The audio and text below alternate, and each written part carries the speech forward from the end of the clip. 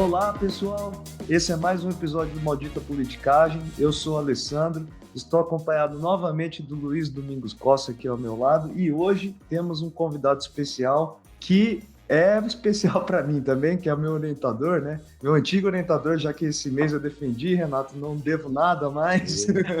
Aê. Tudo bem, Renato? Tudo bem, Luiz? Como vocês estão? Tudo jóia? Oi, Renato.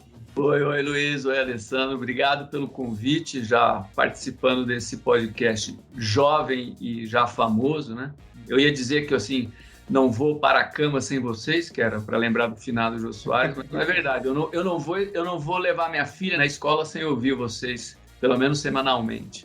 Parabéns pelo trabalho. Maravilha. Então, o tema de hoje, a discussão que nós vamos trazer aqui é sobre a Argentina e o Brasil, né? A gente vai trazer um olhar comparativo sobre ideologias, sobre política econômica, sobre projeto estatal, sobre o livro, né, que o Renato lançou há algum tempo já, né? Acho que uns 2 anos, Renato, foi? Saiu no final de 2021, na verdade, há um ano. Ideias, burocracia e industrialização na Argentina e no Brasil, né? Na verdade, o nome original é em espanhol, saiu pela editora Lenguaje Claro. Então, é esse o tema que a gente traz hoje, né? A gente vai ficar muito tempo aqui tirando as informações do Renato. Luiz, o que você gostaria de trazer para o nosso ouvinte nessa abertura aí? É uma oportunidade muito legal, porque de resto, como a gente trabalhou bastante com o Renato, a gente sabia desse projeto, de concluir essa reflexão que ele faz nesse livro, mas eu não tinha parado para ler, então pude ler uma parte e perceber que ele conseguiu realizar essa ideia que ele tinha há muitos anos, e ele trabalhou nisso, sei lá, isso representa uma caminhada de mais de décadas, mas dá para perceber um trabalho de fôlego, então vai ser um episódio especial para nós, por sermos alunos dele e por acompanharmos parte dessa discussão e pelo nosso público que acho que tem interesse no assunto também.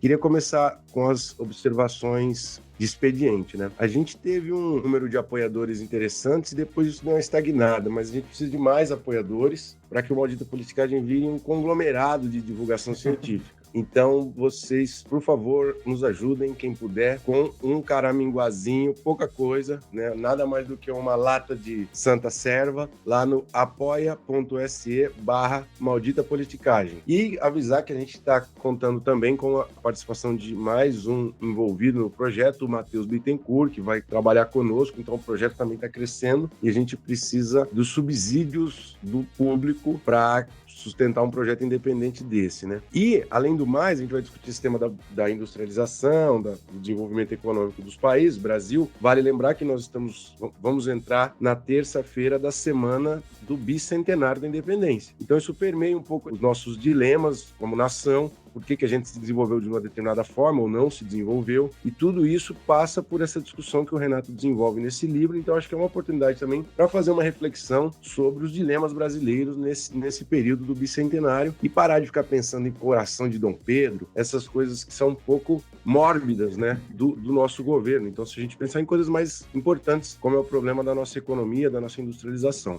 E é então, isso, eu vou apresentar mais formalmente agora, né? O nosso convidado é o Renato Pericinoto, professor da UFPR, né? Foi professor meu e professor do Luiz, meu orientador também.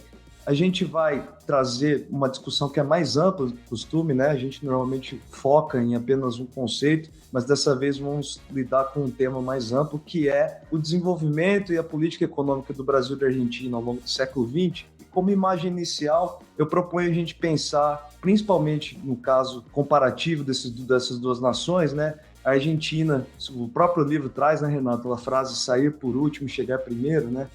O Brasil, uma grande fazenda de café no começo do século XX. A Argentina, uma das principais economias, né? Principal economia da América Latina, um dos países mais desenvolvidos na América, né? Com PIB per capita próximo dos Estados Unidos, inclusive. E depois de 50, 60 anos, nós temos o Brasil com uma economia muito mais pulsante do que da Argentina, né? Uma indústria mais poderosa. Chegou primeiro, apesar de ter saído atrás. O que aconteceu, portanto, nesse período para essa mudança chave na história econômica dessas nações? Então, continua com a gente aí e a gente já volta.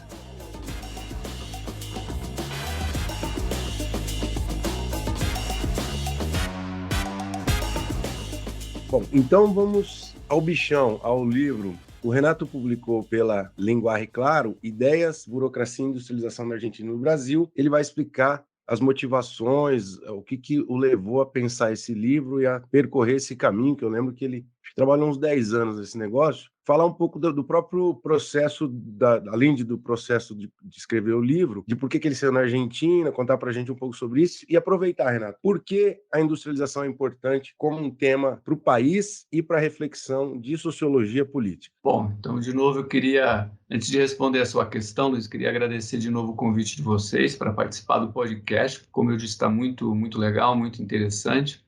O livro foi escrito, de fato, durante 10 anos, né? Iniciou num pós-doc lá na Inglaterra, em 2011, que foi em agosto de 2011, e o livro saiu por volta de outubro de 2021. Então, foi uma década mesmo de trabalho, com idas e vindas, mudanças de perspectivas teóricas, etc., né? E o livro foi publicado na Argentina, porque, claro, eu tinha um interesse de ter como leitor o público argentino, já que o país era alvo de comparação com o Brasil. É um país que, junto com o Brasil, é um dos mais industrializados da América Latina, é um país que tem uma ciência social muito forte, é um país que tem uma historiografia muito forte. E essa editora que publicou o livro, que é a Linguagem Claro, é uma editora argentina especializada em inovação industrial e desenvolvimento econômico, né? Então, quem, inclusive, tiver interesse no tema, na Argentina, no Brasil, na América Latina, basta dar um Google aí por Linguagem Claro. Claro que aparece facilmente, né? Então, o livro surgiu inicialmente, enfim, só fazer uma especificação, vocês sabem disso, né? Mas eu sou da área de ciência política, né? Normalmente, esse não é um tema muito usual em ciência política, né? A ciência política normalmente discute temas que vocês discutiram com muita frequência, discutem com muita frequência no podcast, né? Instituições políticas, presidencialismo de coalizão, sistema eleitoral, etc. Todos os temas super importantes, né? Por que, então, estudar industrialização de maneira comparada, né? Brasil e Argentina? Eu tenho a resposta a essa questão, eu daria ela em duas dimensões, Luiz. A primeira é a seguinte: do ponto de vista prático, o que a gente chama de desenvolvimento, o que a gente chama de avanço econômico, etc., que tem impacto sobre a qualidade de vida das pessoas, sobre o poder econômico de uma determinada nação, a industrialização é um processo absolutamente fundamental, né? Se for levado até as últimas consequências, se gerar uma industrialização em que o país produz não apenas produtos simples, né? Como ventiladores ou forno elétrico, mas produz máquinas, equipamentos, computadores. Só para dar um exemplo atual, né, o desespero, por exemplo, que a indústria eletrônica no mundo tem hoje, com a incapacidade de Taiwan fornecer os seus semicondutores para o mundo inteiro. O mundo inteiro depende hoje da indústria de eletroeletrônicos de Taiwan, que é um país que, em 20 anos, saiu de uma ilha miserável para ser uma potência gigante no setor de eletroeletrônico, né? Então, a industrialização ela gera um processo econômico que produz empregos de qualidade, efeitos multiplicadores, como dizem os economistas, né? Na economia, para vários lados, enfim. Do ponto de vista econômico, é um processo absolutamente fundamental. E do ponto de vista teórico, da disciplina ciência política, para mim era uma questão interessante. Na verdade, isso eu descobri no decorrer da pesquisa. A minha pergunta inicial não era propriamente essa. Mas no decorrer da pesquisa, o que me interessou muito foi saber qual era o papel que a presença de certas elites, né, que a gente chama de elites modernizadoras, cumpre na mudança da estrutura econômica de sociedades periféricas. E eu acho que seria possível, né, essa era a hipótese do livro, que seria possível explicar por que a Argentina, saindo de uma posição muito melhor que a brasileira, nesse quesito, no meio do caminho fica para trás. E eu achava que uma variável importante para explicar isso é a presença no Brasil de um grupo de modernizadores que assume o poder a partir de 1930. E aí essa questão é particularmente interessante porque, como eu digo no livro, a industrialização fornece um teste duro para qualquer hipótese ideacional, porque ela é um processo material, né? Onde é permeado por ganhos, por interesses, etc. Bom, então, se eu consigo mostrar que mesmo aí as ideias jogam um papel significativo, eu acho que a minha hipótese sairia reforçada, né? A minha proposição sairia reforçada. Então, a industrialização, para mim, é importante como um fenômeno material mesmo, de construção da nação e da definição do lugar da nação na divisão internacional do trabalho, e como problema teórico também, né? Ô, Renato, no seu livro você utiliza a variável de ideias, né? Em que em alguns momentos você vai falar de virada ideacional, né? Você pode explicar um pouco aqui do que se trata, o que você se refere com as ideias, a quais ideias você se refere? Então, essa literatura mais recente na ciência política, aí final dos anos 80, 90, na verdade é uma coisa que você encontra espalhada ao longo da história das ciências sociais, né? Como eu costumo dizer, a proposição de que as ideias importam, ela é uma proposição clássica das ciências sociais, né? No Weber você encontra, no Tocqueville você encontra, no Marx, né? Inclusive no próprio Marx você encontra. Essa literatura contemporânea ela é muito interessante pelo fato de tentar pensar procedimentos e instrumentos metodológicos que você deve utilizar para provar o impacto causal das ideias. Porque uma coisa é você dizer que importa, outra coisa é você mostrar lá, por meio de dados empíricos, que de fato existe uma relação de causalidade entre os atores terem certas percepções de um determinado problema e certas coisas ocorrerem no mundo real, né?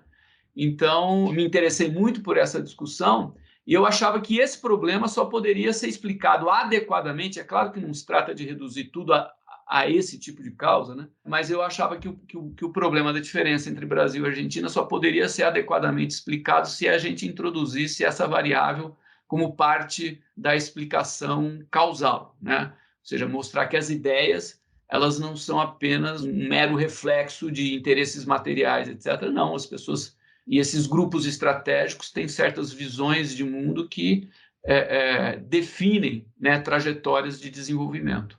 E eu acho que a questão da Argentina ficou claro, né, Alessandro? O porquê Brasil e Argentina? Sim. Eu acho que o ponto fundamental era esse, você ter a curiosidade, digamos assim, a fagulha que atiça a curiosidade. Você tem um país, como disse o Alessandro, é um dos maiores PIBs do mundo na década de 20. Uhum. Aí na década de 50, no início dos anos 30, já é o país mais industrializado da América Latina. Aí você vai olhar nos anos 50, nos anos 60, vai ficando cada vez mais para trás. E hoje, salvo engano, eu não tenho esse dado aqui, mas o PIB da Argentina é menor que o PIB do estado de São Paulo. Então é uma coisa... Lins na capitania do mundo. É uma coisa impressionante, né? E é um drama deles, né? Eles próprios vivenciam isso como uma decadência eterna, né? Então, Renato, dentro da descrição, né, e dos relatos históricos sobre as ideias presentes no Brasil e Argentina, você acaba lidando com três grandes ideias, né? O liberalismo, o desenvolvimentismo e o peronismo, né?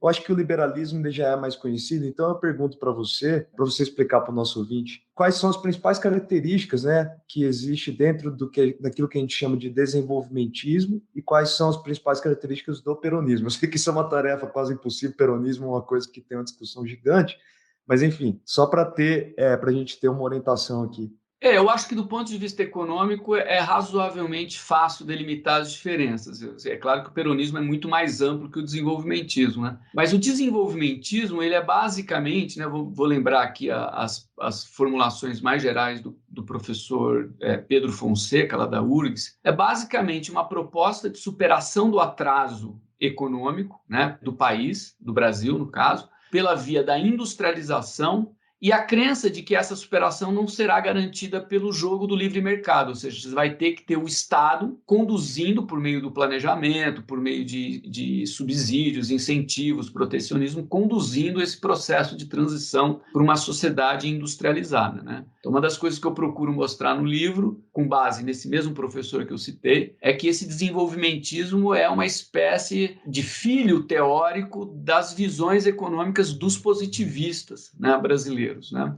Se não filho teórico, digamos assim, existe entre essas duas percepções uma afinidade eletiva muito forte. Só para elucidar, isso é um ponto interessante. O maior representante latino-americano do desenvolvimentismo é um argentino, o Raul Prebisch, que o desenvolvimentismo nunca teve a mesma presença que teve na Argentina, né, que teve no Brasil. E eu acho que essa presença no Brasil, em grande parte, se explica porque o desenvolvimentismo encontrou aqui um terreno fértil previamente semeado pelo positivismo castilhista rio-grandense, né? E o peronismo, na dimensão propriamente econômica, e mais especificamente na industrialização, é uma ideologia econômica que pensa a industrialização como algo muito mais subordinado a uma meta mais importante, que é a meta da inclusão social. O desenvolvimentismo, inicialmente, é a industrialização como um fim em si mesmo. O peronismo é a industrialização, inclusive com alguma intervenção estatal, como o meio mais eficiente naquele momento de promover a inclusão dos trabalhadores como massa de consumo. Então, não é uma ideologia da industrialização, né? É uma ideologia da inclusão social. Acho que a modernização fica fora, né? A ideia de modernização da estrutura econômica. Enfim, você estudou o Banco Industrial da Argentina. O Banco Industrial da Argentina, por exemplo, mesmo no seu auge, nunca promoveu alteração significativa na estrutura industrial argentina. Ele, inclusive, financiava mais aquelas indústrias que produziam bens de consumo da classe trabalhadora, porque a ideia é a indústria está aqui para servir basicamente esse interesse, né? E no Brasil não foi isso. No Brasil era um processo de industrialização para atingir uma industrialização pesada, sofisticada, diversificada, razoavelmente integrada, né? Que é uma característica, inclusive, dessas industrializações tardias. Você sacrifica os consumidores, os trabalhadores, para promover uma mudança na estrutura econômica. Se a gente fosse fazer uma caricatura simples, então, o tipo de industrialização levada ao cabo pelo desenvolvimentismo brasileiro é aquela que investe em broca de perfuração de pré-sal, e na Argentina que investe em indústria de bens de consumo. Exatamente. Pouco valor agregado, né? Pouco valor agregado, consumido pela classe trabalhadora, né?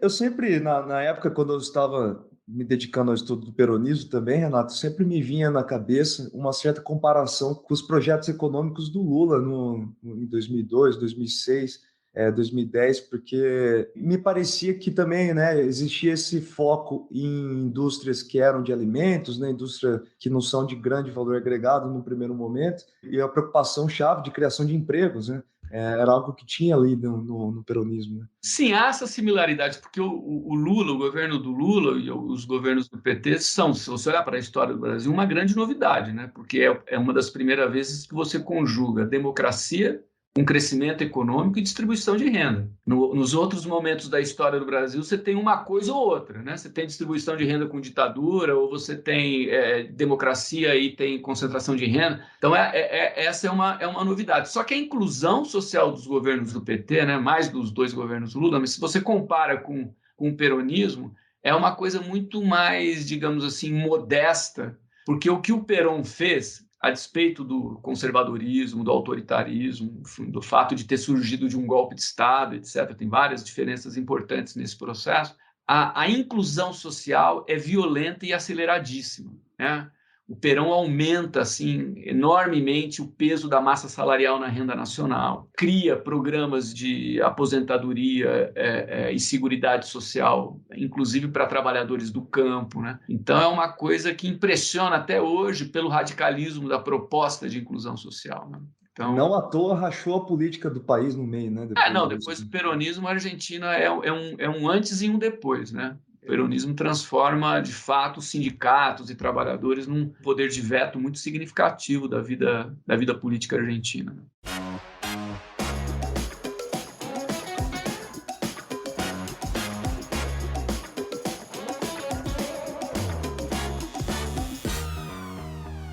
Então, o Renato está desenvolvendo a explicação de que os projetos de tipo de industrialização são centrais para explicar esses caminhos, essas rotas diferentes dos dois países. Tem uma epígrafe aqui que ele diz o seguinte, do Raduan Assar, o epígrafe do livro: só usa a razão quem nela incorpora suas paixões. Então, as paixões dos peronistas eram uma inclusão mais direta e as paixões dos desenvolvimentistas brasileiros era uma industrialização de tipo mais pesada. Mas isso tem consequências centrais, né, Renato? Por tipo de Estado. Fala um pouco sobre como que essas ideias geram determinados produtos imediatos, né?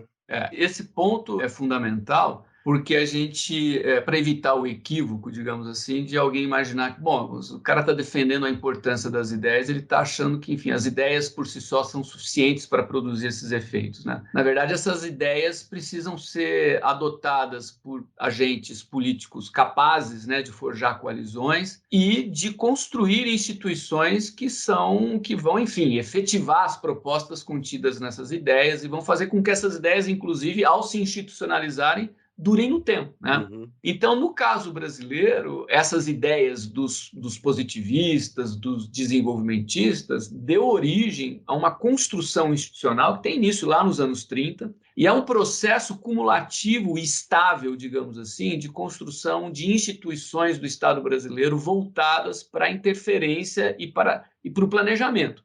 É claro que o Brasil nunca teve nada parecido com aquilo que a gente vai encontrar no Japão, na Coreia do Sul, em Taiwan, na China, etc. Mas ainda assim, né, a coisa oscilava aqui e ali em função das crises políticas, mas ainda assim você tem uma burocracia que reúne instrumentos institucionais de planejamento e intervenção. A mais famosa herança dessa era é o chamado Banco Nacional de Desenvolvimento Econômico, depois renomeado Banco Nacional de Desenvolvimento Econômico e Social, uma ferramenta fundamental para a promoção da industrialização pesada, sofisticada do Brasil num determinado momento. A Argentina nunca teve isso. Inclusive, a construção institucional argentina foi sempre muito fraca, muito aquém da construção institucional brasileira, de modo que a burocracia argentina ficava sempre muito presa das oscilações políticas na Argentina.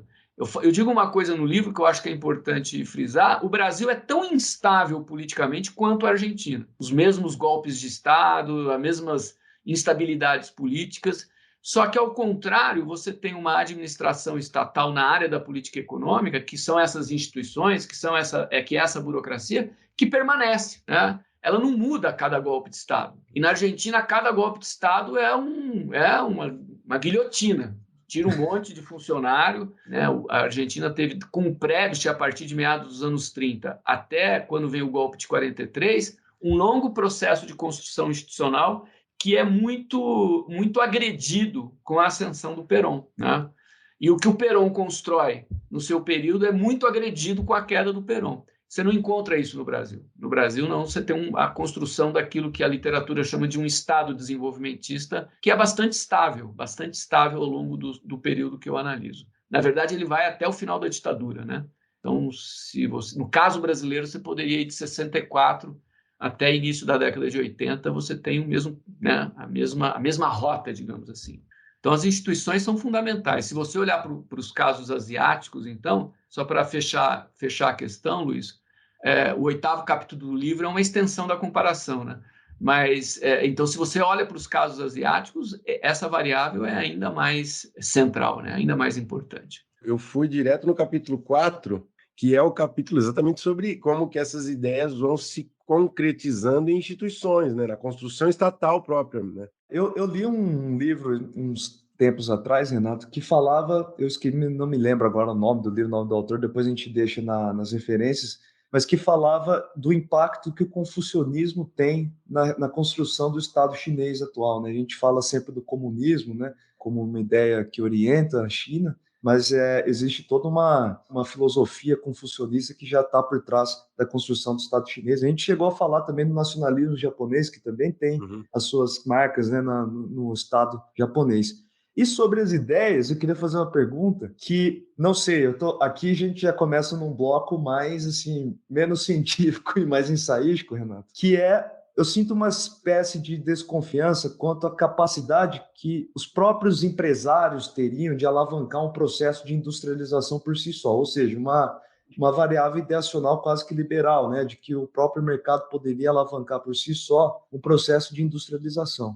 Essa pergunta é fundamental, porque na nossa área, às vezes a gente hesita muito em falar isso, mas eu diria o seguinte: um achado científico da nossa área e dessa literatura é processos de industrialização acelerado. Eu não estou falando de você abrir aqui ou ali uma firma de forno elétrico, né? Eu estou falando de processos de industrialização acelerado em direção a indústrias de ponta, etc., não ocorrem sem uma participação ostensiva do Estado.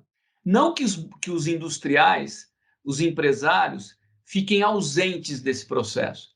Eles são muitas vezes, e nos casos mais bem-sucedidos, eles são incorporados a esse processo como parceiros em condições, digamos assim, de submissão à burocracia estatal, né? Então, eu não hesitaria em dizer que você não tem processos de industrialização que ocorram de maneira acelerada e aprofundada se deixados exclusivamente sob responsabilidade do capital privado.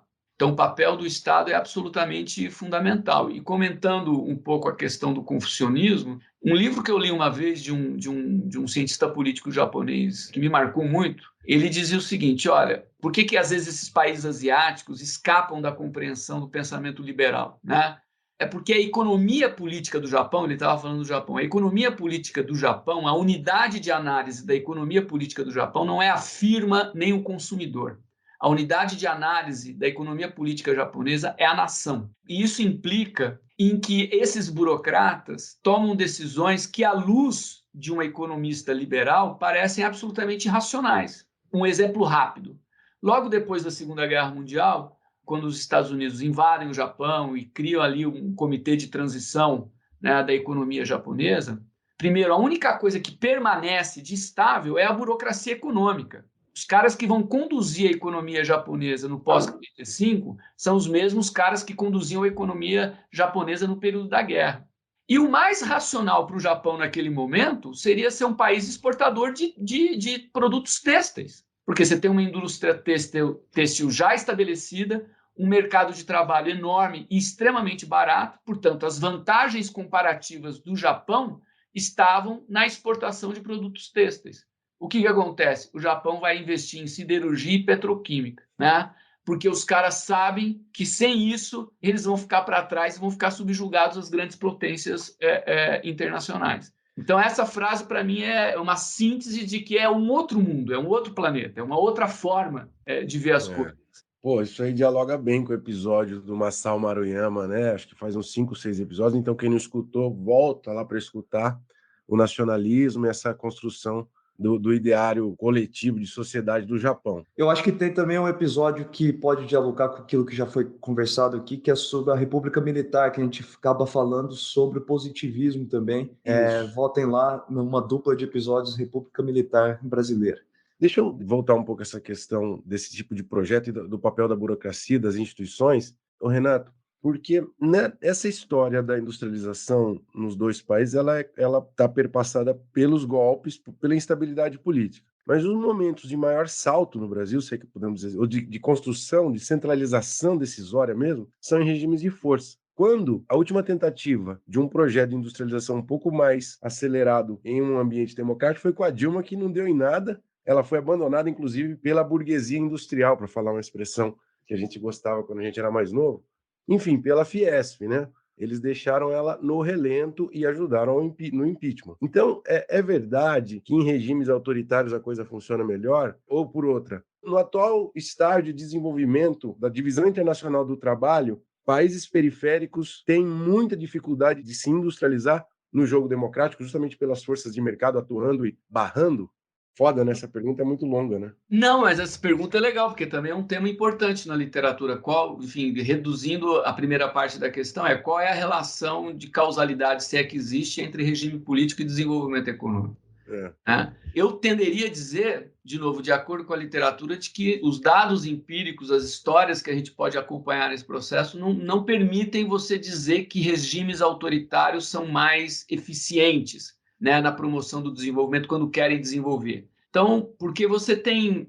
Vamos pegar o caso do Brasil, por exemplo. O pontapé inicial, o big push, como diz a literatura do processo de industrialização brasileira, é sob o Estado Novo, uma ditadura, né?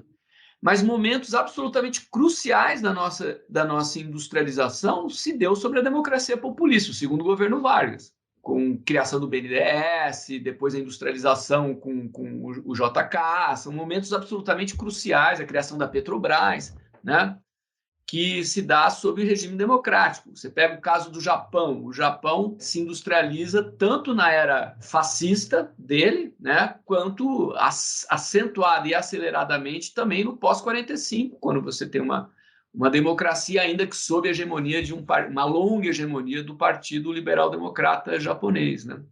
E a gente fala muito dos casos asiáticos, mas se você pensar, por exemplo, nos casos nórdicos, Suécia e Noruega, a Suécia e a Noruega, até meados da década de 40, eram países essencialmente agrários, que se industrializam sob a égide de governos social-democratas. Então você tem várias experiências históricas, e algumas delas combinando regimes de força e regimes democráticos que promovem a industrialização.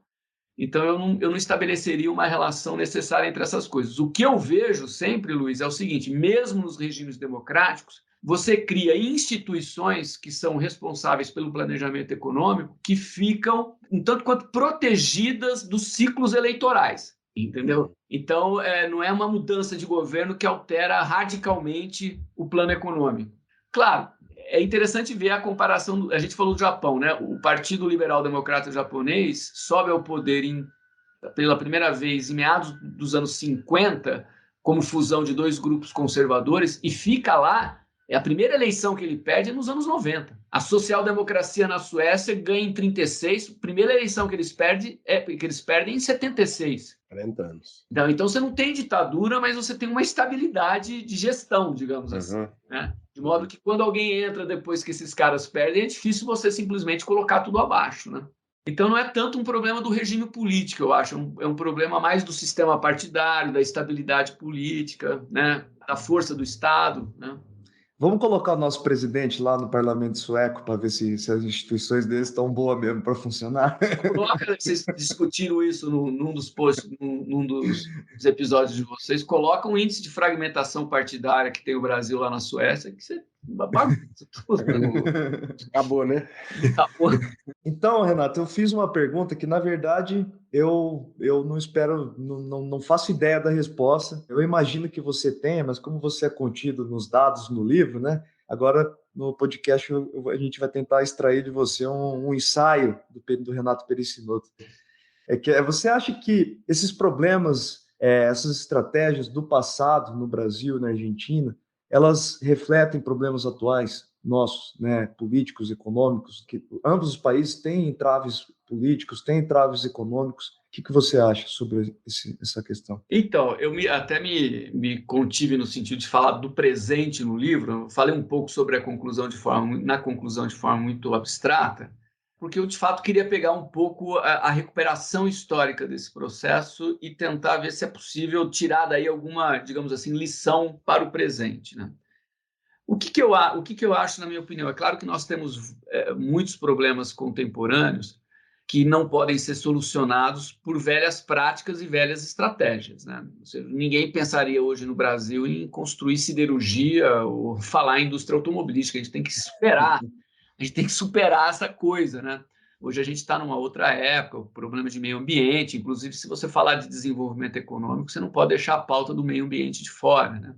O que eu acho que nós não temos e que, para mim, é dramático para pensar qualquer projeto nacional é isso, é a ausência de um grupo suficientemente coeso que seja portador de um projeto nacional. Eu não estou falando nem de que projeto seria esse, claro que eu tenho as minhas preferências, né? Enfim, eu não entro no mérito de qual seria o projeto, mas eu entro no mérito que é o seguinte: se você não encontra países que avançam, que superam o seu atraso espontaneamente, né? Se você não tiver um grupo capaz de construir uma coalizão, de se armar institucionalmente e de garantir que este projeto, com ajustes, né, com negociações, seja implementado ao longo de décadas, e não é um negócio impossível, né? O exemplo desses países asiáticos, mas, de novo, que isso coloca o problema que o Luiz colocou, né? É claro que em regimes de força você tem que lidar com bem menos conflitos, né? Mas esses países fizeram mudanças drásticas em 2 décadas. É claro que o Brasil é muito mais complexo, você tem 200 milhões de habitantes, é um território gigantesco, etc., mas nada impede que a gente faça mudanças significativas como fizemos antes, né? Então, se a gente fosse trocar em miúdos, a comparação que se faz, né, dos dois presidentes, do Lula e do Vargas, que são os mais importantes da história, etc., eles são completamente diferentes desse ponto de vista, né? Quero dizer, essa coesão em torno do ideário positivista que marcava o grupo de Vargas com o projeto de industrialização nos moldes que você descreveu, não se encontra no Lula. A ideia de desenvolvimento, de inclusão social que marcou os esforços do Lula, ela era uma coisa talvez mais voluntariosa dele do que um projeto propriamente de um grupo dentro do PT, né? Nunca foi isso, né? E com relação à industrialização, a comparação com o Vargas tem um ponto interessante, porque o segundo governo Vargas se dá num ambiente, claro, que não é tão fragmentado quanto o atual, mas também num ambiente muito instável politicamente, né? Em que o presidente tinha necessidade de forjar uma aliança. O Vargas, por exemplo, foi obrigado várias vezes, ou pelo menos uma ou duas vezes, a fazer reformas ministeriais para conseguir garantir a governabilidade. Não era uma situação absolutamente tranquila, né? Bom, o cara acaba se matando, né? Enfim, mas ele constrói um negócio que é muito importante na história desse processo todo, que é a chamada assessoria econômica da presidência da República. Então, o que o Vargas faz? Ele pega essa assessoria, reúne os principais técnicos nacionalistas da burocracia estatal brasileira e diz o seguinte: os projetos econômicos serão forjados aqui e a gente vai fazer tudo com muito cuidado, na surdina, e quando precisar ganhar o apoio do Congresso, a gente faz um mutirão e vai lá no Congresso para fazer aprovar os nossos projetos. A Petrobras foi isso, né? A Petrobras foi um projeto feito na surdina, no segredo da assessoria econômica. E aí esses técnicos políticos, para usar a expressão que o Schneider utilizam, faziam política também. Eles iam lá ao Congresso convencer os parlamentares nas comissões e etc., né? Então, era um casamento entre projeto, burocracia e política. Isso é uma coisa muito interessante, aliás, esse período. Deixa eu insistir um pouco nisso. Na tese da Michelle, que foi orientada por você, ela disse que a industrialização entre Lula e Dilma foi diferente porque no Conselho Nacional, o Lula colocava os caras da indústria e não dava grana. A Dilma dava grana, mas colocava os técnicos dela, né? Mais ou menos isso que a Michelle argumenta. E aí não havia acordo. A Dilma não conseguia aprovação dos representantes da indústria, né? Então, só para insistir, nesse período não houve essa engenhosidade porque, de fato, talvez não tinha coesão em torno desse projeto, né? Nem mesmo exatamente dentro do PT, né? Muito provavelmente, Luiz, porque isso era o tema da inclusão social, que obviamente é seríssimo, é importante, era um tema que tomava muito mais agenda, né? Tem outras teses interessantes que mostram como é que mesmo no governo Lula, em que o Conselho de Desenvolvimento Industrial teve uma atuação mais intensa, mesmo no governo Lula, os empresários reclamavam muito que essas reuniões eram de caráter, não tinham caráter deliberativo. Então não dá para ser assim, né? Se você pega esses países, os caras incorporam o setor empresarial, definem muito claramente aonde se quer chegar, o elenco de recompensas e o elenco de sanções. Você tem meta, recursos e perdas, né? E tem que se chegar lá e esse é o objetivo.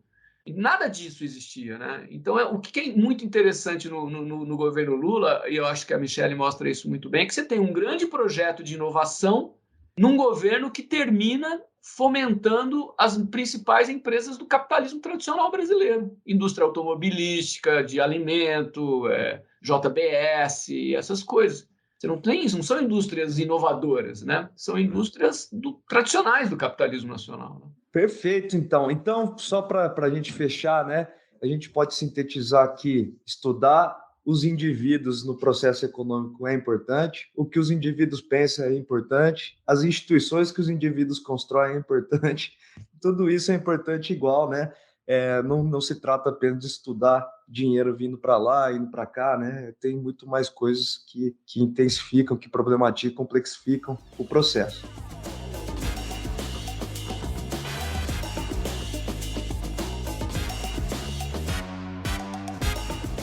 Então, para a gente concluir a discussão sobre o tema, eu vou mencionar o título. Eu coloquei argentinização do Brasil como uma provocação, porque essa é uma expressão que tem ficado muito recorrente na imprensa, nos youtubers de política ou de economia, para tentar refletir sobre isso, para mostrar que esse é um assunto muito mais complexo do que uma afirmação de um ministro da economia de que o Brasil pode virar uma Argentina em 6 meses, seja lá o que ele quer dizer com isso. Então, para a gente começar, Renato, é uma expressão maldita essa argentinização do Brasil? Eu acho que você chamou atenção para um ponto importante, que essas frases assim contundentes. Vocês tiveram um episódio já sobre o meme, não, né? Sim. Então, eu acho que esse é um exemplo importante de como essas frases têm essa característica um pouco de meme, né? O cara chama atenção, dá uma lacrada e sai sorrindo, né? Bom, você pode comparar o Brasil com a Argentina negativamente ou positivamente. A gente estava conversando sobre isso, né? Eu gostaria de ter o IDH da Argentina, eu gostaria de ter o PIB per capita da Argentina, eu gostaria de ter o índice de alfabetização da Argentina, né? Há várias coisas importantes e superiores na sociedade argentina se você tem um viés igualitário. O Guedes não tem um viés igualitário, então, portanto, isso não passa pela cabeça dele, né? Agora, claro, você pode virar uma Argentina também no mau sentido. Você pode, por exemplo, desindustrializar o país, que é o que esses caras estão promovendo, né? Ele vai chegar lá, eles podem argentinizar o Brasil, né? Promovendo uma desindustrialização permanente. Então, eu acho uma comparação que tem que ser muito, muito qualificada, né? Para a gente entender exatamente o que ele quer dizer com isso. Mas o Renato escapou do maldito. Eu disse que eu tenho coisas na Argentina que eu acho muito melhores do que aqui. Então, para mim, não é maldito. Agora, eu também não queria que o Brasil ficasse derrapando, né? Porque pensem bem, desse ponto de vista, sim, nós estamos nessa situação desde o final da década de 80. Né? A gente dá um voo ali, né? Sobe, cresce um pouco nos 2 governos Lula e depois cai de novo. Mas assim, é que o pessoal chama de voo de galinha, né? Isso é um sentido negativo, né, de argentinização. Bom, maravilha, Renato. Então, chegou o momento que eu acho que é o momento que eu mais gosto do episódio, que é talvez o menos importante do ponto de vista do conteúdo, mas você pode contar uma historinha que resuma o tema que a gente discutiu aqui no episódio. Enfim, eu sei que é difícil ter alguma coisa que consiga ilustrar tudo isso que foi discutido, né? Foi muita coisa, mas você tem alguma historinha que possa memorizar na cabeça do nosso ouvinte aí? Que um pouco traga, né, para o ouvinte essa antítese entre 2 desenvolvimentos institucionais. Então, eu tenho a memória de 2 viagens que eu fiz, uma mais distante no tempo, a Buenos Aires, que foi a primeira viagem que eu fiz a Buenos Aires, e uma mais recente, que foi uma viagem a Brasília, né, com a minha família. A primeira viagem a Buenos Aires foi uma viagem que produziu sensações ambíguas, né?